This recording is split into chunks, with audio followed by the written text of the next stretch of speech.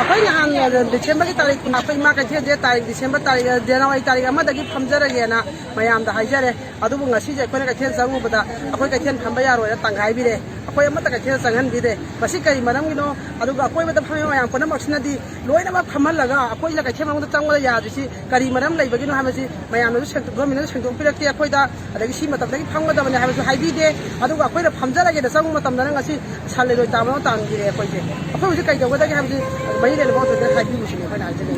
सरकार दी अखोई मयाम प्रजा नुंगाइना बा प्रजा बु याखना बने मतम बना मत होना बिरी अदुगा इमा कैथेल लैबा अक्सुकाना मियाम जिगी पुंसिनि करम ने लेगे सरकार येंगिदे सरकार के कई बचोबा लीडर सिंग अमा लाखदा हाबदी कोरोना का संगि किरि किरि किना दना चाइना चाइना बंगम दम खै लै अदुगा इमा कैथेल अहुम जना हांगागे हाइ मतम जिना असुका थिन इमा कैथेल मनुं सिदा गवर्नमेंट कई नुंगाइ तब लैरागे हाइना अखोइना हांनिंगम सु पोइसिना अदु इमा मयाम जिगी येंगिरागा अवाब इमु मयाम जि खनबिरागा इमा कैथेल अथु पतमदा हांगनबा अमुतंदि सिनबि वाइना गवर्नमेंट माइका दा हंतन नंजन हाइजरी अदु करवन मुतगी हांगनी कई नुम कई कैथेल हांगदा गाना गवर्नमेंट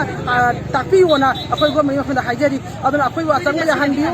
अखोई दे ngasi दे हांगजरगे लाकने अदुबु मयाम पना मक्सना हांगन बिद्रे अदुना अखोई चंगमु यादरे बसी कई मरम गिनो अदुना गवर्नमेंट अथु मतमदा अखोई दा ताकपियो अदु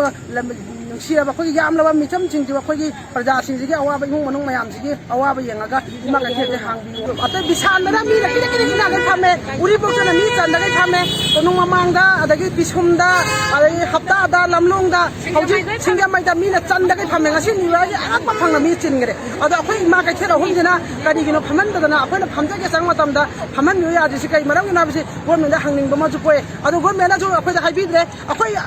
असुकाना वारा मतम जिबोक्ता अदम थंबीदे करो मतम अखोइ फमन बिदो जे गवर्नमेंट लाउथोपुसु लैते अखोइदा हाइबिबसु लैते मसि करि मरम गिनो गवर्नमेंट अखोइदा इमा कैथेल अहुमजिदा कई तोबो यावरबगे इमा कैथेल अहुमजिदा कोरोना पुल्लगा लैरबरा माकोन सारबरा ना अखोइ मयाम जिना हांगिमा मयाम जिना हांगि अखोइ करा मतम फमन बिदोइनो अदना मसि अथु मतमदा हाइबि वाना सरकार मे कैदा हाइजरे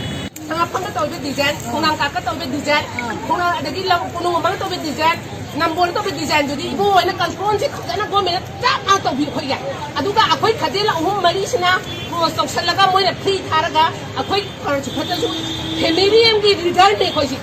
Adu jani ako'y mundo kaliyo ba kung Ado government nang yate na ibu ako'y jangan dire ako'y di sakit ni pasijan unezarage aduga wara yan to kajarage.